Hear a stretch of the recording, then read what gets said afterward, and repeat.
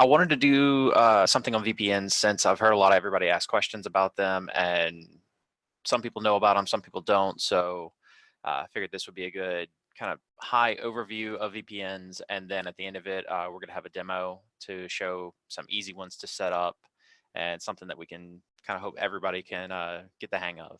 So if you don't know what a VPN is a virtual private network. It can be just something you have at your house, or it can be something that your work sets up, but it creates a private network for you to access the internet through.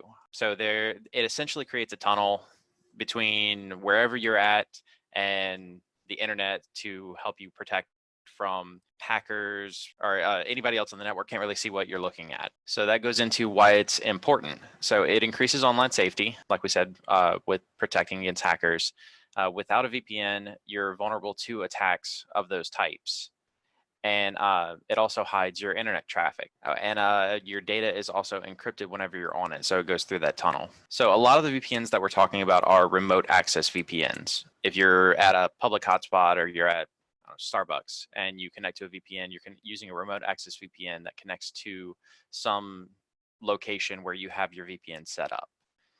That's what is the most common. That's what everybody's really familiar with. The site-to-site VPNs are primarily whenever you have companies that have multiple sites. So you have multiple locations for your business, but so site-to-site VPNs are primarily for corporate side. You're not really going to set anything like that up for yourself. With the remote access VPNs, we have three different types that we're kind of going to talk about. You have your self-hosted VPN services. So self-hosted are in your house or on your router or at somebody else's house or something like that. Something that you have set up and you are managing yourself, and it connects you to the network at that location. Cloud hosted, we can talk about AWS or Azure, where you're hosting the VPN service there.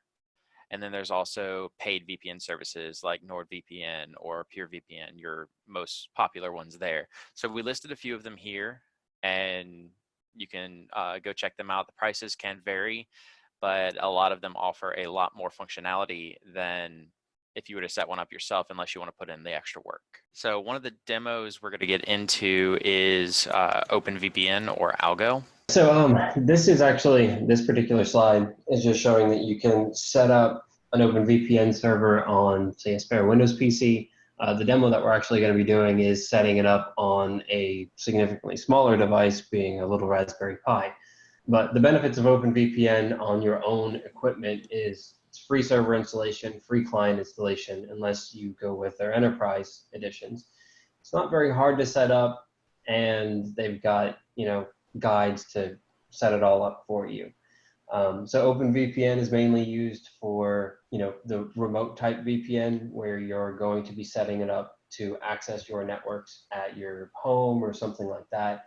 Algo is more of one of those sort of paid VPN solutions, although it's set up on its, like you're setting up the paid solution, you're not actually paying someone to do it. So if you have a DigitalOcean account, Amazon, Azure, Google Cloud Engine, anything like that, that you say have a developer account on, you can push Algo to one of these cloud hosting environments, and then have your own, kind of quote unquote paid system that are a lot less worrisome than some of your other paid subscriptions, because they can harvest your data depending on which paid subscriber you go with. They can harvest your data. They can trace where you're going. They can sell your data. There's a lot that goes into it as far as like you paying for something. You don't know exactly what they're doing depending on which endpoint you're connecting to. So Algo gives you a single endpoint. You manage it, you deal with it, and you can set it up to be exactly what you want to do. But for our representation of this, our demo, we're just going to be installing it on a Raspberry Pi. Very quick, very easy. I have a Windows system set up, just a Windows VM set up just for kind of showing how this works on a Windows system, the connection. I have terminal open to my Raspberry Pi that's sitting here on my desk. I'm going to be running Ubuntu server on it. It's recommended that you use something like Raspbian or Diet Pi, something that is specifically made for the Pi. This is just my choice of OS. And then I've got a Finder window so that I can pull out the data set or the OpenVPN file, throw it on my computer, and show you how some of the other options for the Mac work. What I'm going to do is I'm just going to go ahead and SSH into my machine. It's already set up. As I said, this is a Ubuntu server running on the Raspberry Pi. I'm just going to go ahead and do a little bit of a, actually run it as sudo. Curl, L is just for the HTTPS call. Missing things all the time. And I'm going to be using pivpn.dev, and basically this is an install script that does almost everything for you, including the instantiation. So if I run this on my machine, basically it's going to walk me through a process saying this is, if you were to put it on a regular trusted system for a Raspberry Pi, then you wouldn't see this, but yeah, I'm going to continue. It's going to pull some packages in for doing automated updates to the system, so you don't have to worry about it, to allow tables to be run through, or sorry, IP tables to be run through properly, a bunch of different other things. So it needs a static IP address, or it will pull the DHCP out of your router, which is exactly what we're going to do. If you can use this to install it on multiple different kind of hosting platforms, and it'll automatically pull in the static IP address of the machine and also the external IP address of the machine, which is kind of nice. So I got to choose a user that will host my configuration. I just made one called core. This is asking if I want those unattended upgrades. So if you don't necessarily want to manage this 100%, all you have to do is, for your security patches and whatnot, is go ahead and apply this. And yes, we want to apply security patches. It's going to restart the service that was installed, and it should continue on. All right, so we're going to use UDP connection, because UDP and TCP, there are two different sort of connection states depending on which routes you're actually running through. TCP offers a little bit of a difference if you go through with your SSL connections. UDP uses TLS connections instead of SSL. So we're just going to use UDP since it's just as stable and it's actually a lot quicker. We connect to the default port. You can put your own port in here if you don't like the default OpenVPN port. If you're on something that doesn't allow OpenVPN, then you can use something higher in the 30, 40, 50,000 range.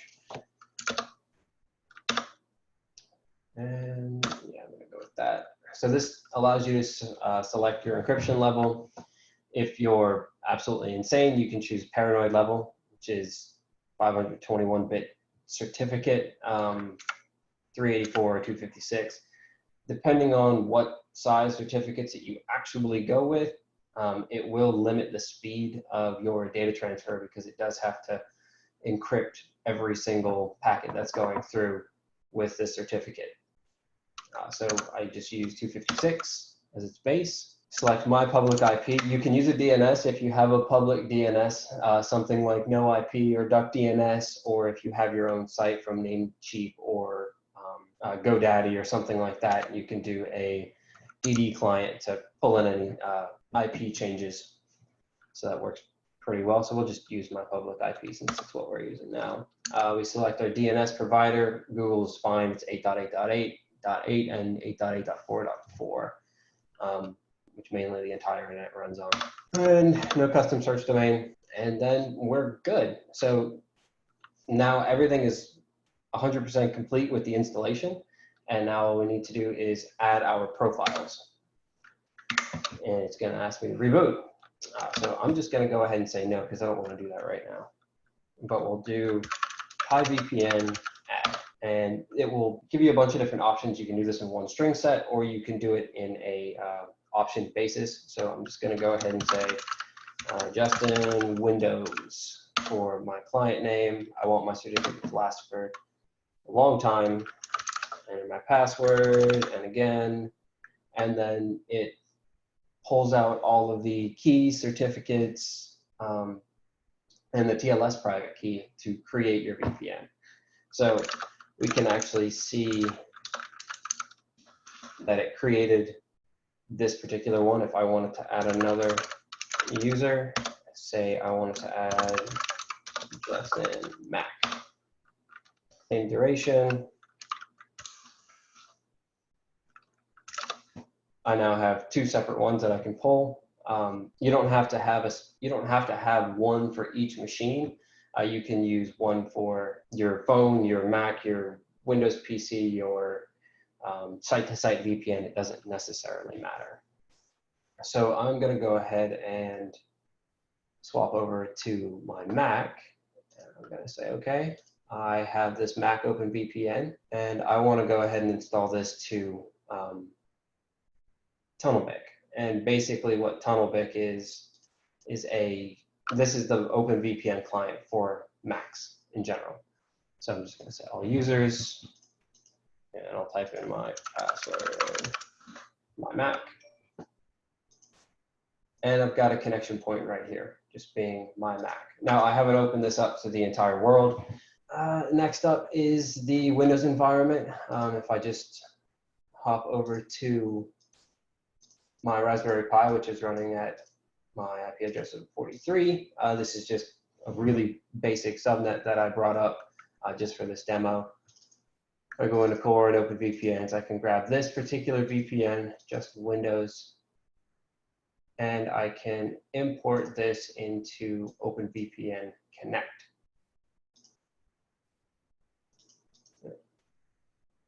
And then I have OpenVPN Connect running whenever I start the machine, and then I could just go ahead and connect to it if it was open to the public. But that's to get from your hotspot, from anywhere you're working. I like to go and work at Starbucks, for instance, whenever I don't have a ton of meetings. That allows me to go to Starbucks, log into my VPN at home. If I need to access one of the shares on my computers at home to pull up a document that I forgot, I can do that. If I need to make sure all of my information isn't being sniffed out, from the clients that I'm working on. So usernames and passwords or anything like that are all fair game whenever you're out in public connected to some sort of public network. This basically eliminates all of that because you're using a tunnel system. You're tunneling all your traffic from your machine to your whatever machine is sitting at your house. The same thing works for, say, like NordVPN or private internet access, or PIA, but it goes through a different methodology of they supply the endpoints and you connect to the endpoints. So you're anonymous, but that's all you get is the anonymity and, well, the anonymity and the tunnel, but you don't get access to anything that's like, say, at your home or at your, in your own network at your house. Now, this demo we did was for setting up a Raspberry Pi at your own location, at your home network. You may not have a Raspberry Pi, so this can be done on other machines. So if you have like an old Windows computer, old Linux computer, or just something that's maybe just sitting around that you want to install Linux on, this would be pretty easy to get it up and running and get just a VPN set up at your home network. So you saw the OpenVPN Connect and the TunnelBic, but this is also shows the other VPN clients that they have for like NordVPN, just kind of some images there. But your VPN clients are what you'll have on your machine that's actually connecting to the VPN. So this is what you'll go through for connecting to the VPN that you set up. And most paid solutions will have their own type of client. And you're just talking about different hardware. You have different routers that you can set up VPNs on. I know Asus routers, you can install OpenVPN on those, or you can do different VPNs, built-in VPNs that they have. Ubiquiti, any of those routers have them. And then you also have your router software that you can put in there that will have these VPNs built into them as well. The Asus routers offer an OpenVPN solution or a PBTP type VPN. There are several different types of VPN, but there are some of them are easy to use and others. TP-Link routers are OpenVPN or PBTP as well. And then Ubiquiti uses L2TP, which is a higher connection level, the same thing that the MyTruck routers use as well. Then the software is actually things that you can install as, say, a virtual machine, or if you're into technology and you have a network stack and you want to have more visibility over your network as a whole, you can use something like pfSense, and it has VPNs built into it, ClearOS, MyTruckOS, or Zero Shell. All of these are very easy. Well, they're relatively easy to use prosumer type operating systems that are built for routers. So those have a lot more functionality as far as your routing for your VPNs. If you want to route to specific VLANs or whatnot, they'll allow you to do that easier. These aren't something that you're going to set up on your Windows computer at home without some additional setup steps. So this isn't as easy as the VPN demo that we did earlier. Our main purpose in doing this is to let you use your computers in public locations a little bit safer than you may have been before. I mean, I know not everybody has set up VPNs and knows about VPNs, and you may have been in public locations and using just wide open networks. So hopefully this will keep everybody a little bit safer in the future. All right, and that's it for our Share the Wealth.